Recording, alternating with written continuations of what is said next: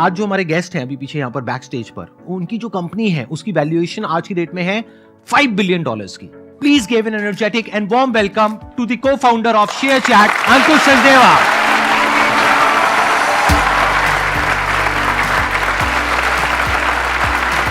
Sir, how are you doing? All good. Please have a seat, बैठिए जी। I am very excited. Sandeep sir आपको देखा, बहुत बार देखा है। इनफैक्ट जब बीच में घर जाता था कानपुर से, मैं कानपुर में मेरा कॉलेज था, कई बार मेरी मॉम रात को सुनती थी कुछ। मैंने कहा ये क्या सुनते हो आप? तब उन्होंने बताया कि वो आपको सुनती थी रात को अच्छे थॉट्स लाने के लिए। तो आई एम वेरी एक्साइटेड, आपके साथ मैं आज बैठा हूँ और आई एम श्योर, मतलब मैं जितना भी ट्राई करूँगा हेल्प करने का, ऑडियंस को मोटिवेट करने का, अपनी जर्नी शेयर करने का। आप थोड़ा सा बताएंगे अपनी जर्नी के बारे में कि सबसे पहले तो इसकी शुरुआत कैसे हुई, मतलब एग्जैक्टली क्या हुआ, कैसे हुआ? तो हमने 14 डिफरेंट प्रोडक्ट ट्राई किए थे शेयरचैट के आने से पहले कॉलेज में। मैं और मेरे को फाउंडर्स, हम लोग 3 लोग थे। आप कौन से कॉलेज से पास आउट हैं? IIT कानपुर। IIT कानपुर से। तो पहला प्रोडक्ट हमने बनाया एक रियल एस्टेट प्रोडक्ट, कि लोग जब घर खरीदते हैं तो बहुत सारी चीज़ देखते हैं कि क्या लोकेशन है, यहाँ पे क्राइम कितना होता है, यहाँ पे प्रॉपर्टी के रेट्स बढ़ रहे हैं, गिर रहे हैं। तो वो हमने बनाया, कहीं गया नहीं प्रोडक्ट। फिर हमने कुछ और बनाया। ऐसे करते करते हम फाइनली पहुँचे शेयरचैट पे। और वो भी इंटरेस्टिंग था कि हम लोग, ये तब तक मेरा 4th ईयर हो गया था ऑलमोस्ट प्लेसमेंट के टाइम। हम बना रहे थे एक ऐप ओपिनियो, इसके पहले वो था डिबेटिंग ऐप, कि सचिन वर्सेस विराट का एक डिबेट चल रहा है, आप आइए अपना कमेंट डालें और जिसके कमेंट्स में ज़्यादा एंगेजमेंट आएगा वो साइड जीत गई। मतलब सिंपल सी ऐप थी। और उस पर मतलब ट्रैफिक आ नहीं रहा था। तो मैं था 4th ईयर में, कॉलेज में बैठा हुआ था अपने हॉस्टल रूम में। मैं वो लिंक जाके फेसबुक ग्रुप में डाल रहा था जगह जगह, कि कुछ तो लोग कि सचिन के फैन क्लब में जाते हैं, बोलते हैं कि आपके फेवरेट क्रिकेटर का डिबेट चल रहा है तो आके पार्टिसिपेट करें, तो लोग आएंगे। तो एक सचिन फैन क्लब में मुझे एक पोस्ट दिखा जिसमें था व्हाट्सएप का लोगो, और एक बंदे ने लिखा हुआ था कि मैं बना रहा हूँ सचिन का व्हाट्सएप ग्रुप, अपना फ़ोन नंबर डालें। इस पोस्ट के नीचे 50,000 लोगों ने अपना फ़ोन नंबर डाला हुआ है, रियल नेम, रियल फोटो। और मुझे लग रहा है यार ये कैसे हो रहा है कि 50,000 लोग अपना रियल फ़ोन नंबर डाल रहे हैं। तो मैंने कहा यार करके देखते हैं। 1000 लोग को मैंने फ़ोन नंबर निकाला, अपने व्हाट्सएप में डाल दिया और 10 ग्रुप बना दिए व्हाट्सएप के, और उनका नाम रख दिया Sachin video, Sachin photo, Sachin meme, जैसे करके, कि सचिन का इनको चाहिए था व्हाट्सएप ग्रुप, तो बना के देखते हैं। 1 घंटे बाद मैं वापस आता हूँ, अपना दरवाज़ा खोलता हूँ हॉस्टल रूम का, मेरा फ़ोन टेबल पे पड़ा है और वाइब्रेट हो रहा है, कॉन्स्टेंटली वाइब्रेट हो रहा है। मैंने उठाया, हर ग्रुप में 100, 200 मैसेज पड़े, और ये 100 स्ट्रेंजर्स हैं, 100 लोग जो आपस में जानते नहीं एक दूसरे को। मैंने उनको उठा के ग्रुप में डाल दिया। कोई कंप्लेंट नहीं कर रहा, सब लोग बहुत खुश हैं कि हमें कंटेंट मिल रहा है, और सब लोग हिंदी में बात कर रहे हैं, तमिल में बात कर रहे हैं, तेलुगु में बात कर रहे हैं।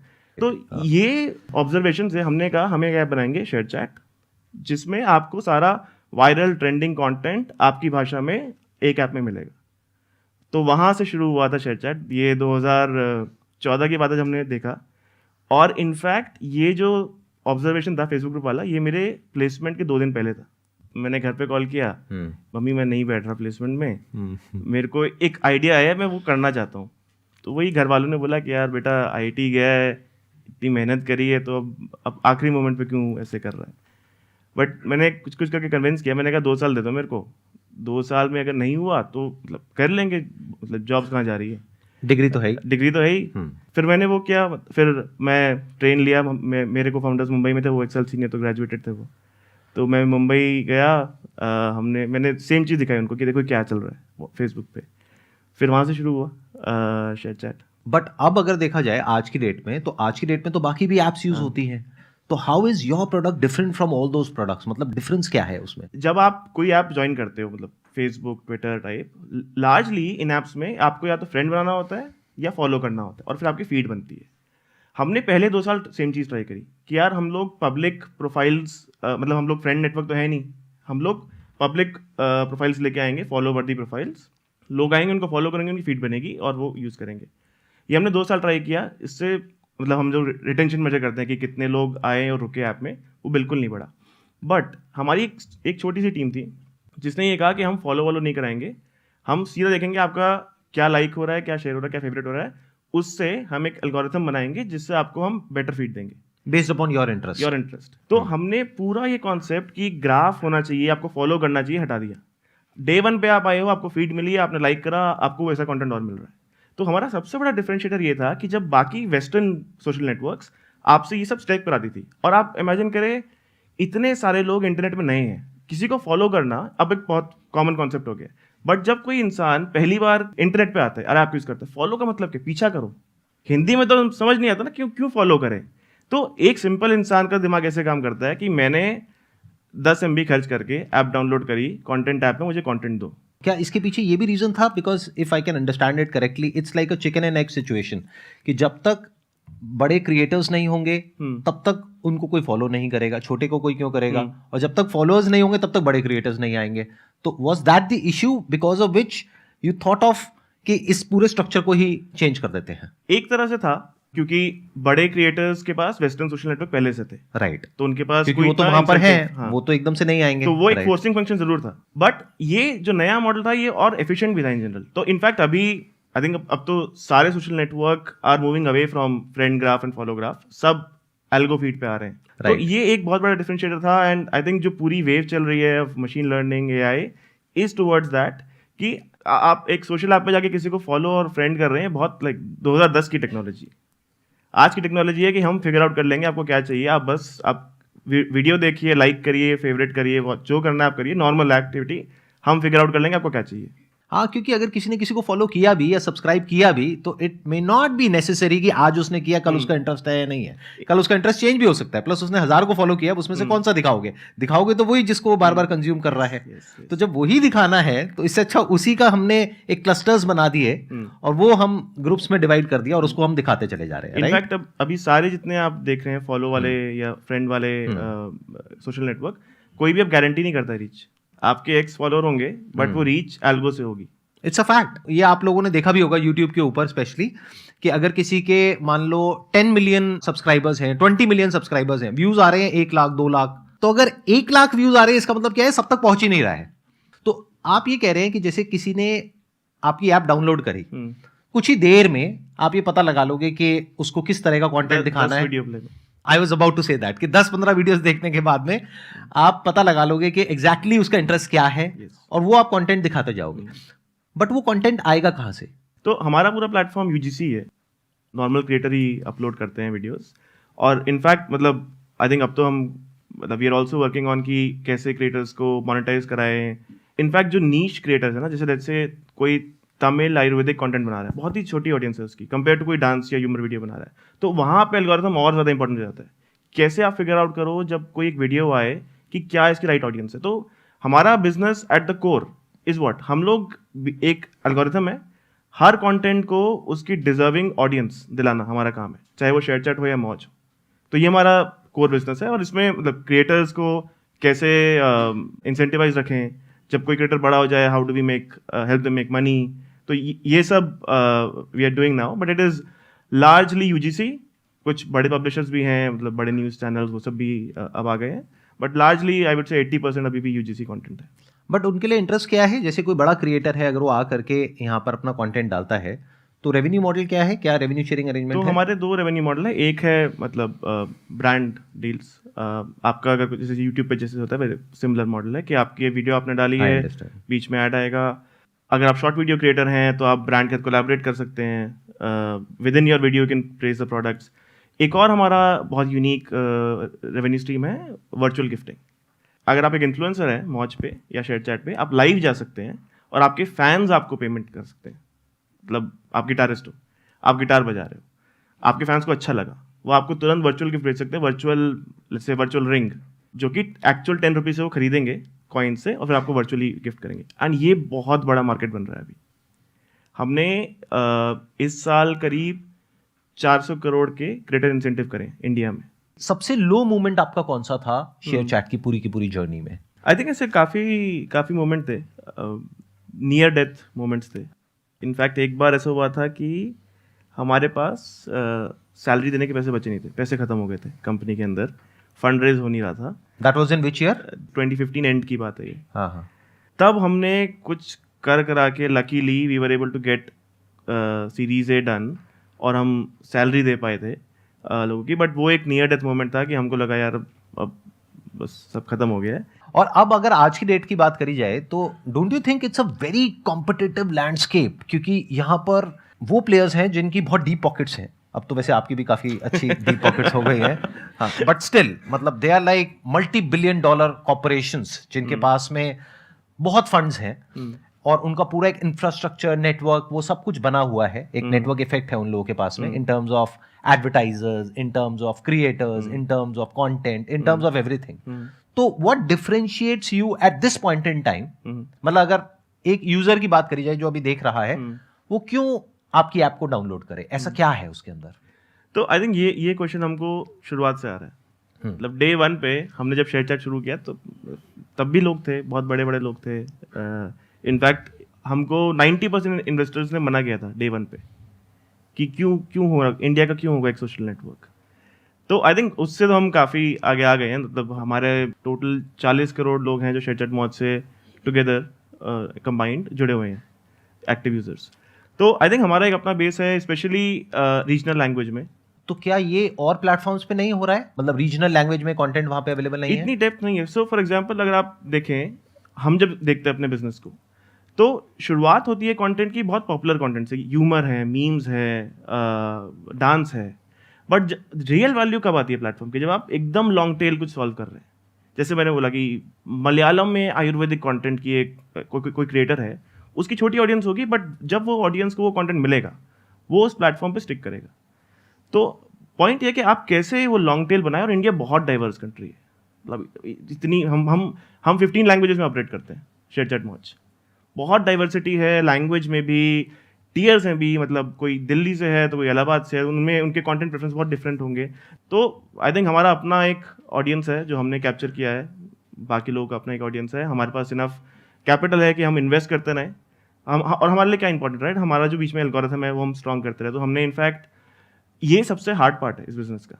तो हमने 2020 में सोचा यार देखो, हम इंडिया में तो अच्छा कर रहे हैं, डोमेस्टिक कंपटीशन से हम अच्छे हैं, बट हम अभी भी लड़ किससे रहे हैं? वेस्टर्न से, राइट? तो हमने इनफैक्ट लंदन में टीम एक्सपैंड करी कि हमारी AI मशीन लर्निंग टैलेंट हम इंडिया के बाहर बनाएंगे और सबसे बेस्ट लोग हायर करेंगे। तो आज की डेट में हमारा मशीन लर्निंग टैलेंट पूरा यूरोप में है और बाकी सब लोग इंडिया में है टू बी कम्पिटिटिव। तो आई थिंक हमारे पास इनफ कैपिटल है, टैलेंट है टू नाउ फाइट। आप जो क्वेश्चन पूछ रहे हैं वो मुझे डे 1 से लोग पूछ रहे हैं, सभी पूछ रहे होंगे और आप खुद भी अपने आप से पूछ रहे होंगे। हाँ, और मतलब कई बार डे 1 पे हमें भी लगता, अगर मुझे डे 1 पे पता होता कि ये बिजनेस बनाना इतना मुश्किल है तो शायद मैं नहीं करता। एग्जैक्टली क्योंकि ये जितना आसान लग रहा है ना उतना आसान है नहीं है। मतलब it's one of the most competitive landscapes जहां पर अभी ये है। और वहां पे जो डोमिनेंस रहा है वो सारी ये सिलिकॉन वैली की जितनी भी कंपनीज है उन्हीं का रहा है। मतलब यूएस की जितनी कंपनीज है उन्हीं का डोमिनेंस रहा है ग्लोबली अगर आप देखोगे। और रीजनली ये डेवलप करना और इस लेवल तक लेकर के आना, यू आर सेइंग आपके 40 crore that means 400 million active users हैं per month on ShareChat and Moj. These are active users या total users? Active users. He deserves a big round of applause for like say what he has done.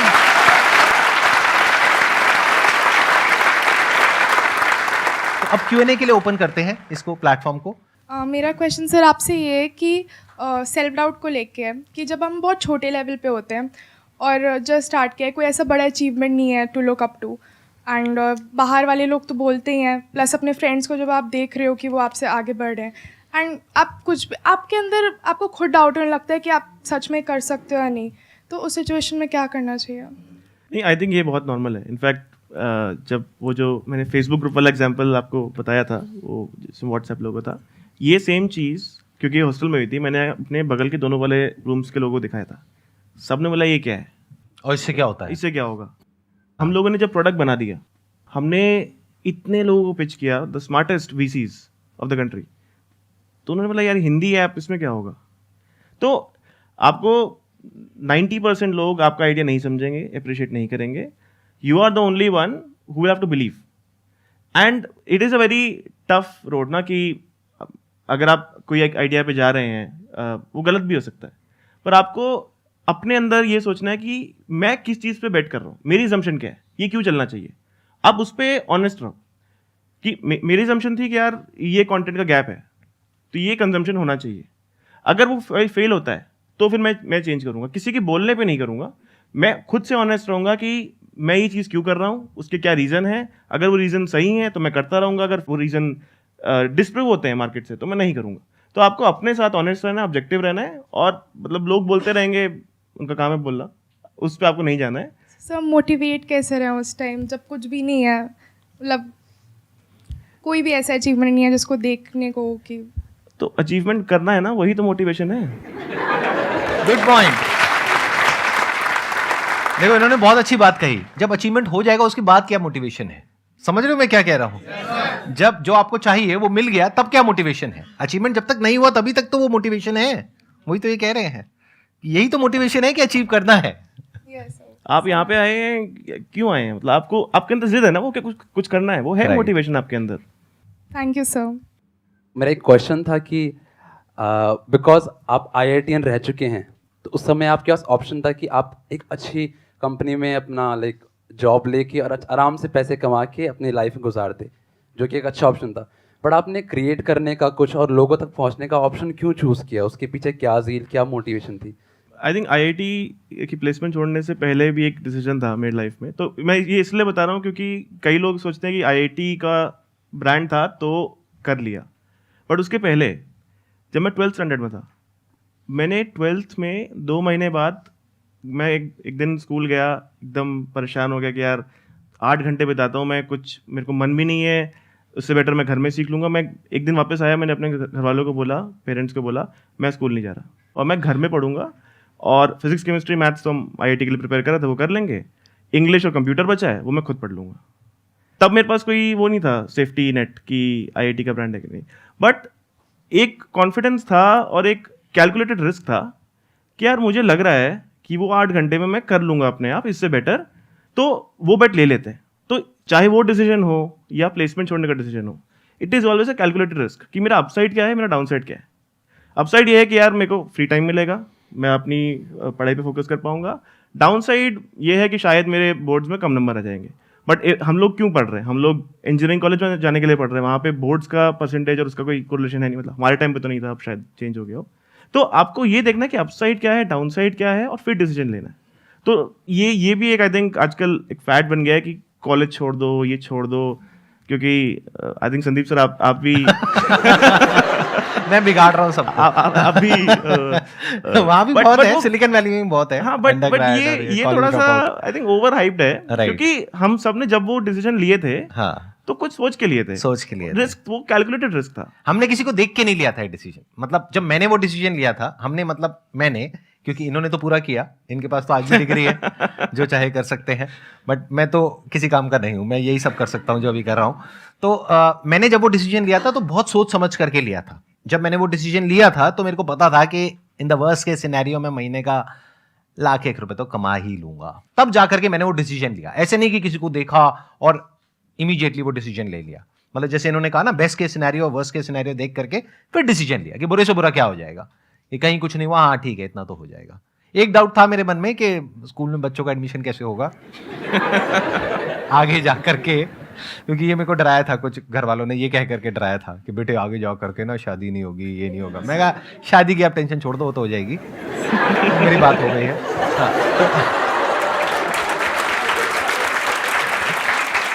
मैंने कहा ये admission वाला थोड़ा सा doubt है मेरे को, कि क्योंकि मैंने सुना था उस टाइम पे, मेरे घर वालों ने बोला कि जब वहाँ पे जाते हैं ना किसी अच्छे स्कूल में एडमिशन के लिए, तो वो पेरेंट्स की भी जो वो होता है डिग्रीज वगैरह उसको चेक करते हैं, उनका भी इंटरव्यू होता है, ये होता है वो होता है। बट अब अच्छी बात ये है कि जहाँ पे मेरे बच्चे पढ़ रहे हैं वहाँ पे मैं कई बार एज अ चीफ गेस्ट जा चुका हूँ, तो डजंट मैटर।